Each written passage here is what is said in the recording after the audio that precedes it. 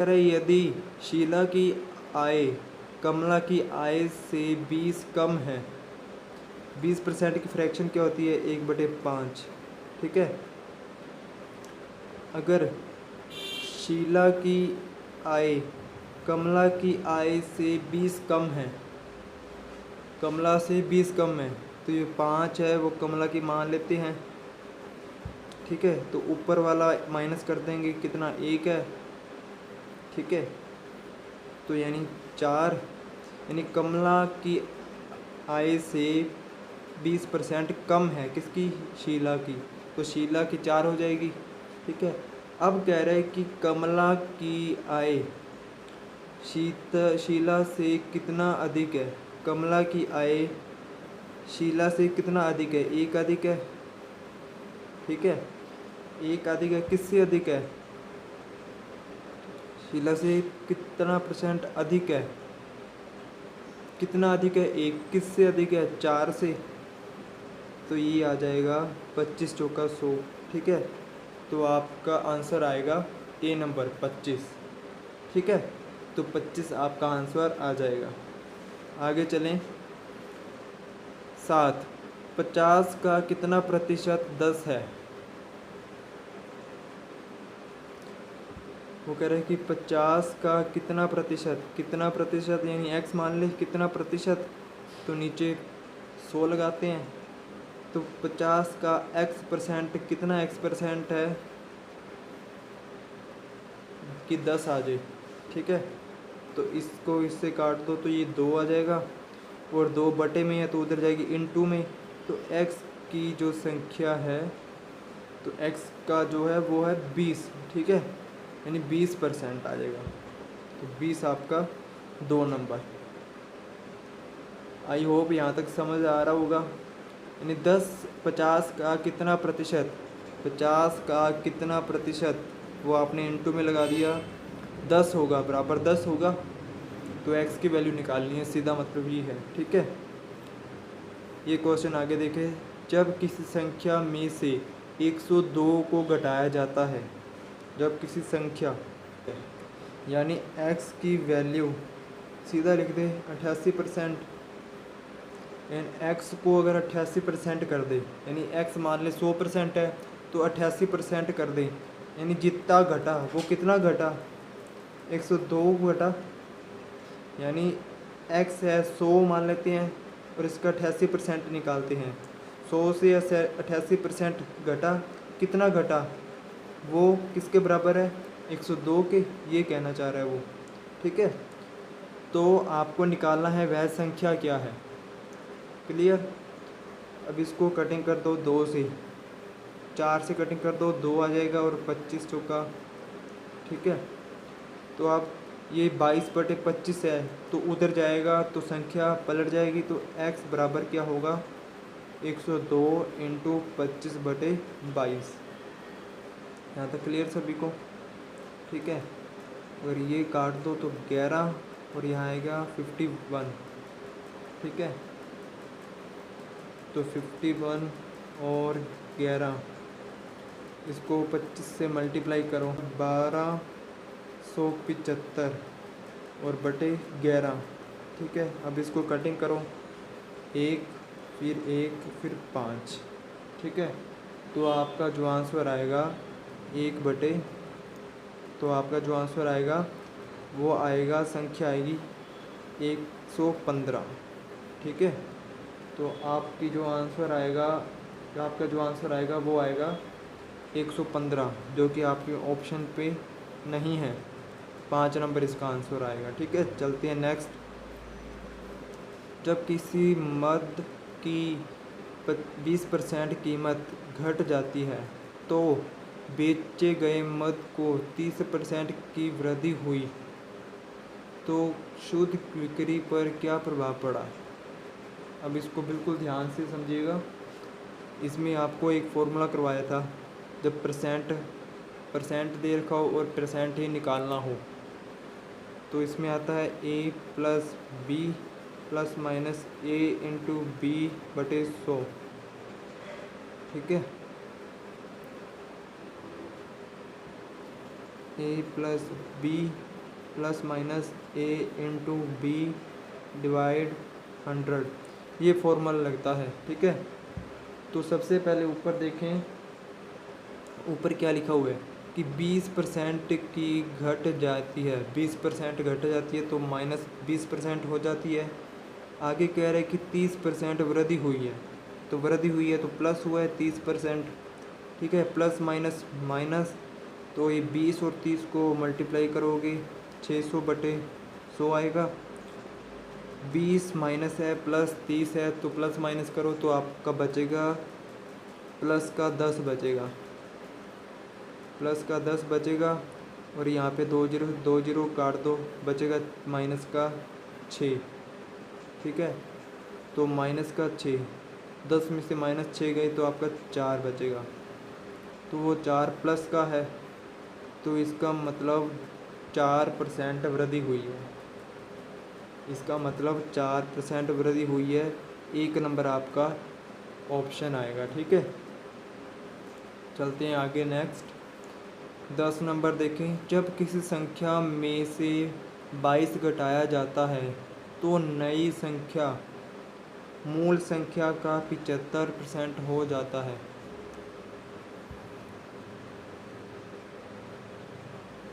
जब किसी संख्या में, संख्या x मान लेते हैं, उसमें 22 घटाएं तो नई संख्या, ये नई संख्या, ठीक है, ये नई संख्या मूल संख्या का, मूल संख्या क्या, मूल संख्या अपनी x है, मूल संख्या का 75% हो जाती है। मूल संख्या का 75% यानी सीधा सीधा अगर करें तो 3/4, तो मूल संख्या का 3/4 हो जाती है।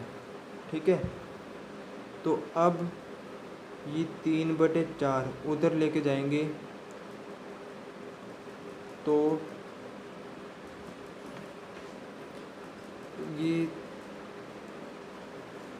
x 3/4 है, तो अगर ये 4 को बटे में है तो उधर लेके जाएंगे तो मल्टीप्लाई हो जाएगा, मल्टीप्लाई होगा तो इधर बचेगा 3x, इधर आया 3x। अगर 4 उधर मल्टीप्लाई में जाएगा तो दोनों से 4 से मल्टीप्लाई होगा, तो यानी 4x माइनस 88। ठीक है, तो ये किसके बराबर है, 3x के बराबर। तो यानी ये 3x है और 4x है, 4x उधर जाएगा तो माइनस का 4x, तो बचेगा माइनस का सिर्फ x, और यहाँ पे बच रहा है माइनस का 88। तो आप माइनस से माइनस कट कर दो तो आपका जो आ रहा है नंबर, संख्या आ रही है वो 88 आ रही है, x की 88 आ रही है। पर उसने कहा क्या है, बिल्कुल ध्यान से समझना। आगे उसने कहा है कि नई संख्या का 5/6 क्या होगा। नई संख्या कौन सी होगी वो देखो, ये है 88 x की वैल्यू। ठीक है, नई संख्या क्या थी, जब पहली लाइन थी कि किसी संख्या में अगर 22 घटाते हैं तो नई संख्या आती है, तो यानी किसी संख्या, वो संख्या क्या है 88, अगर 88 में से 22 माइनस करते हैं तो नई संख्या आती है। तो ये नई संख्या का 5/6 पूछ रहा है कितना होगा, तो नई संख्या का 5/6 करोगे तो 6 से कट जाएगा तो 11, और 11 को 5 से मल्टीप्लाई करोगे तो 55, तो आपका आ जाएगा 55 आंसर। ठीक है, 1 नंबर आपका आंसर आएगा। आई होप सभी को ये क्वेश्चन क्लियर हो रहे होंगे। अगर कोई भी क्वेश्चन में डाउट हो तो वीडियो को फिर से रिपीट करके आप देख सकते हैं। ठीक है, चलते हैं नेक्स्ट क्वेश्चन की ओर। आगे कह रहा है किसी संख्या का 9/7 उस संख्या के 1/3 से 60 अधिक है, तो उस संख्या का 25% क्या होगा। बिल्कुल इजी है, उस संख्या को मान लेते हैं अपने x का 9/7 पर 9/7, तो उस संख्या की 1/3 से कौन सी संख्या, वही x से 1/3 से कितना अधिक है 60, तो माइनस करोगे क्योंकि इससे अधिक है, कौन, ये वाली संख्या, तो ये प्लस की होगी तो ये माइनस की होगी, तभी 60 बचेगा। ठीक है, तो अब वो कह रहा है ये 60। ठीक है, तो अब इसको पहले सॉल्व कर लो इस चीज़ को। ये x ऊपर जाएगा और ये x ऊपर जाएगा, तो 9x/7 यहाँ होगा 1x यानी x/3 बराबर 60। तो अब 7 और 3 नीचे का लघुत्तम ले लो, कितना आएगा 21, क्योंकि 21 दोनों की टेबल से कट होता है। तो ये 7 को पहले 21 से डिवाइड करो तो 3 आएगा, 3 को ऊपर वाली नंबर से गुना कर दो, 9 या 27 यानी 27x आएगा। फिर माइनस का निशान ये, फिर ये 3 को 21 से डिवाइड करो तो 7 आएगा, 7 को ऊपर x से मल्टीप्लाई करो तो 7x आएगा बराबर 60। ठीक है, फिर आगे देखें। अब ये 21 है नीचे बटे में, तो उधर जाएगा तो 60 से मल्टीप्लाई हो जाएगा, तो 60 से मल्टीप्लाई होगा तो वो नंबर आएगा 0, 6 और 12। ठीक है, 0, 6 और 12 यानी 1260 आएगा। तो इधर बच रहा है ऊपर 27x माइनस 7x, 27x में से 7x गए तो 20x बचेगा, 20x बच रहा है। तो ये 20 मल्टीप्लाई में उधर जाएगा तो डिवाइड हो जाएगा, उधर लेके जाने की ज़रूरत नहीं है, बराबर का निशान यहीं पे आप कट कर दो। 0 से 0 गई और ये 2 से 126 कटेगा, तो ये 6 और 3 आएगा। तो इसका मतलब x की वैल्यू आपको जो मिली वो है 63। ठीक है, जो x की वैल्यू आपको मिली है वो है 63। तो उसने कहा है कि उस नंबर का 25% क्या होगा। अब 25% निकालना है 63 का। 25% का फ्रैक्शन कितनी होती है, बताया था आपको 1/4।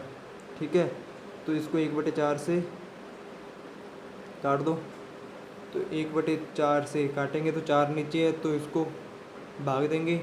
3 का 25% होगा 15.75।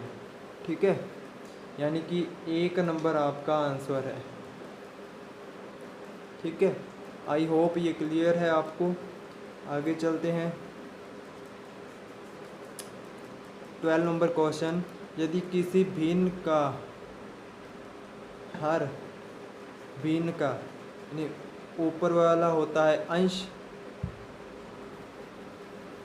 ऊपर वाला अंश होता है, नीचे वाला हर होता है भिन्न में। ठीक है, तो किसी हर का, भिन्न का वो कह रहा है हर, नीचे वाली संख्या का यानी 20% बढ़ा दिया जाए। ठीक है, तथा अंश में कोई भी अंतर न रहे। ठीक है, ऊपर वाली अगर मान ले अपने y, नीचे वाले मान ले x, वो कह रहे किसी भिन्न का हर 120 बढ़ा दिया जाए, यानी 120 की फ्रैक्शन वैल्यू कितनी होती है 1/5, यानी 1 बढ़ा दिया जाए यानी 6/5।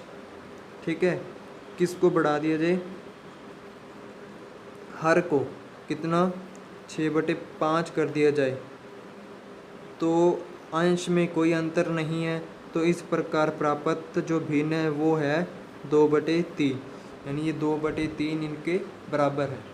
ठीक है, अब सोल्व कर दो, तो जो ये नीचे है 5 तो ये ऊपर जाएगा यहाँ पे। ठीक है, तो आ जाएगा y 5 और 6x बराबर 2 और 3। ठीक है, अगर ये 3 को 6 पे काट दिया तो 2 आता है, ये 2 को नीचे है तो उस साइड जाएगा तो मल्टीप्लाई में होगा, इधर 2 बचा है तो 2 से मल्टीप्लाई हो जाएगा। ठीक है, तो आपका 22 y 5 x बराबर 4 आएगा। ठीक है, तो ये ऊपर इनटू में है तो उस साइड जाएगा तो बटे में हो जाएगा, यानी नीचे आ जाएगा यहाँ, तो ये होगा y/x बराबर 4/5। ठीक है, तो आपको क्या चाहिए था, एक्स और वाई और एक्स की वैल्यू चाहिए थी, तो मूल बिंदु वाई और एक्स की वैल्यू आ गई सामने सामने। ठीक है, तो आपका आंसर है 4/5, यानी 4 नंबर आएगा। ठीक है, 13 नंबर देखें। यदि किसी संख्या के 25% का 13/12 का 520 के बराबर है, तो उस संख्या के 60% का मान क्या होगा? पहले संख्या निकाल लें कौन सी है, x, उसका 25%। 25% की फ्रैक्शन कितनी होती है? 1/4 का 13/12, ये किसके बराबर है? 520 है। यहाँ तक 13/12 520 है। तो अब इसको अगर कटिंग करते हैं तो 13 चौका 52, 13 चौका सामने वाली वैल्यू काट दें, 13 चौका 52 और 0 ये। ठीक है, तो 0 ये, तो नीचे वाला है 12 और 4 और ये नीचे है तो ऊपर जाएगा मल्टीप्लाई में। तो यानी x बराबर कितना होगा? 48 × 40। ठीक है, तो आपका जो नंबर आएगा वो 48 × 40 करने पर x की वैल्यू यानी आपका नंबर आ जाएगा। ठीक है, अब नंबर कैलकुलेट करने की ज़रूरत नहीं है क्योंकि इसमें टाइम वेस्ट होगा। आपको कैलकुलेट करना है आगे। आगे उसने कहा है कि इसका 60% बता दें। ठीक है, तो इसको आप कैलकुलेट करने, इसमें मल्टीप्लाई करने की ज़रूरत नहीं है, सीधा आप 60% कर दो और जो चीज़ कट रही है उसको काट दो। जैसे ये कट रहा है 0 से 0, ये 0 यहाँ से गई और 6 चौका 24।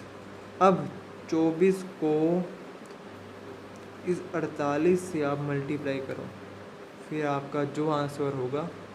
ठीक है, तो ये 32, 2, 3, 16, 19, 19 और 16, 35, 3, 8, 3, 11।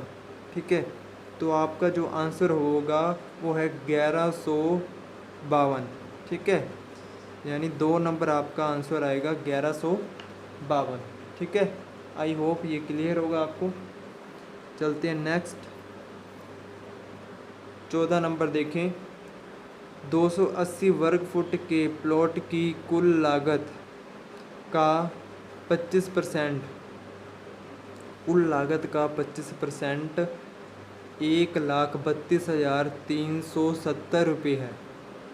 कुल लागत का 25%, तो आपको कुल लागत निकाल लो पहले। आगे कह रहा है कि प्लॉट की प्रति वर्ग फुट दर क्या होगी। बिल्कुल इजी क्वेश्चन है। देखें, पहले वो कह रहे हैं कि कुल लागत का 25% 1,32,370 है, वो है 25%। ठीक है, तो आपको 100% पूरा पूरा निकालना है, यानी पूरी कॉस्ट निकालनी है।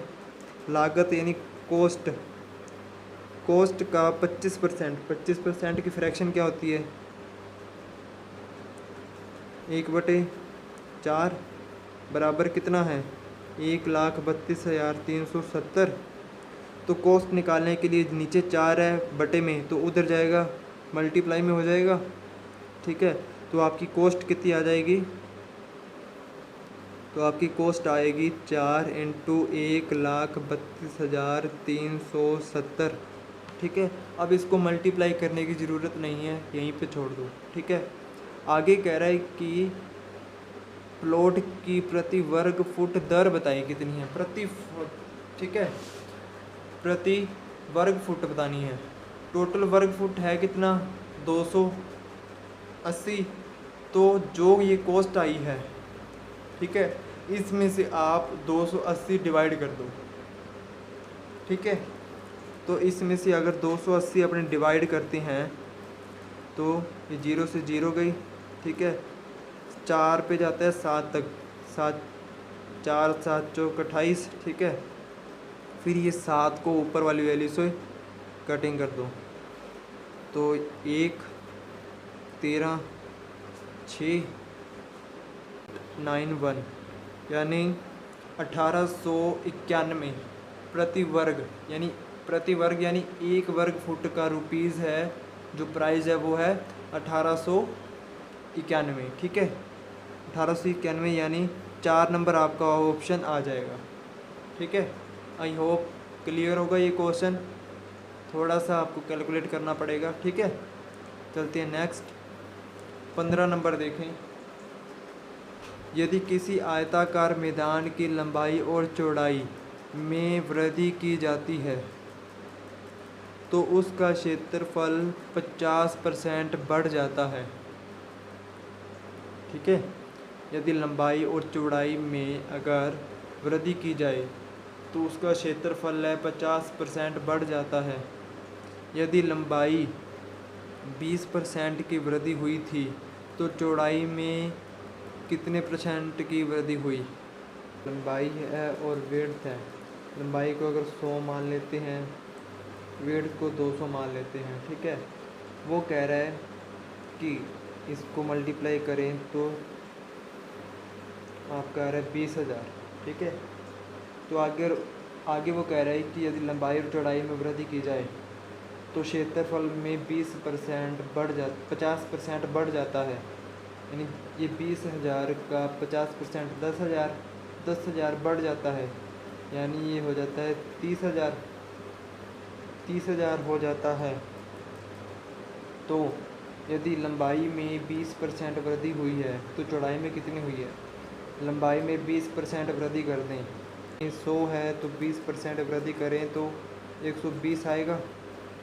ठीक है, तो 120 इंटू विड्थ, ठीक है, कितनी वृद्धि की? ठीक है, तो विड्थ आपका अगर ये 120 मल्टीप्लाई में ये उधर जाएगा तो डिवाइड होएगा, तो यहीं से कटिंग कर दें।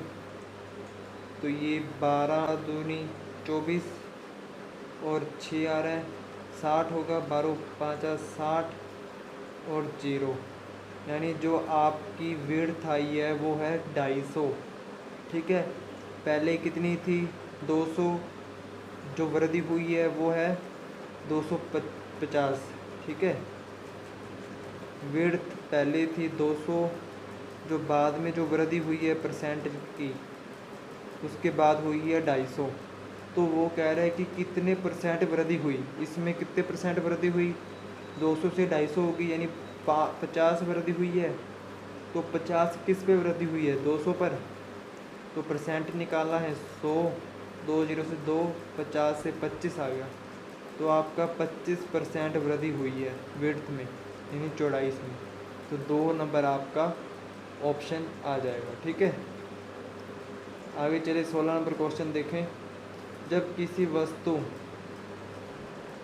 की कीमत में 15% की वृद्धि हो 5% की वृद्धि होती है, ठीक है, 5% की वृद्धि होती है, तब उसकी विक्रय में 2.5% की कमी हो जाती है, तो कुल परिणाम क्या होगा?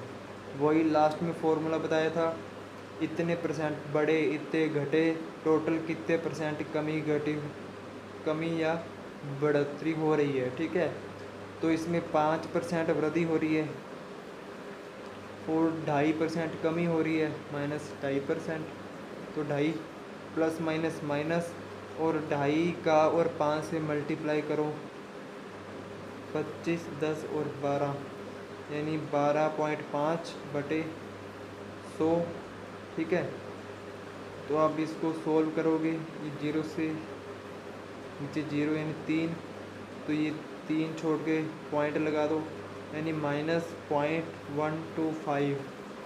तो ये हो जाएगा, इधर है -2.5 और ये प्लस है 5, तो पहले माइनस वाली को ऐड कर लो। ठीक है, तो ये होगा आपका 2.625। ठीक है, अब इसमें से ये माइनस कर दो, 3 और 2, तो ये नंबर आपका आएगा 5 नंबर ऑप्शन। ठीक है, जो कि इसमें नहीं दे रखा। इसमें आपको जो वृद्धि हो रही है वो है 2.375%। ठीक है, जो कि ऑप्शन में नहीं दे रखा। चलते हैं आगे। आज का लास्ट क्वेश्चन, एक प्रदर्शनी देखने में प्रवेश शुल्क में यानी जो फीस लगती है एंट्री फीस, उसमें 25% के कमी के फलस्वरूप दैनिक उपस्थिति में 30% की वृद्धि हो जाती है। इससे रोज़ के कुल प्रवेश शुल्क पर क्या प्रभाव पड़ता है?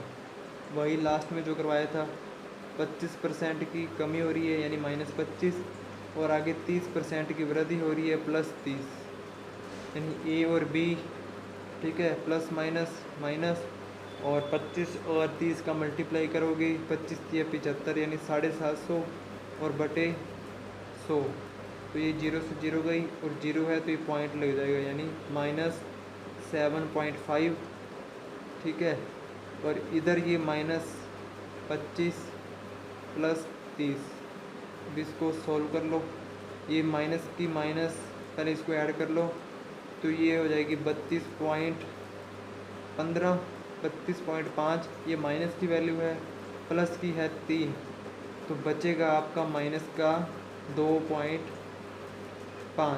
तो आपको जो लॉस हो रहा है यानी माइनस लॉस हो रहा है कितने का, 2.5% का, तो 2.5% की आपकी कमी हो रही है, तो 1 नंबर आपका ऑप्शन आएगा।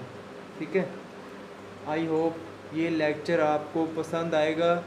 ठीक है, अगर कोई क्वेश्चन फिर से समझ ना आए, इसको वीडियो को रिपीट कर सकते हैं।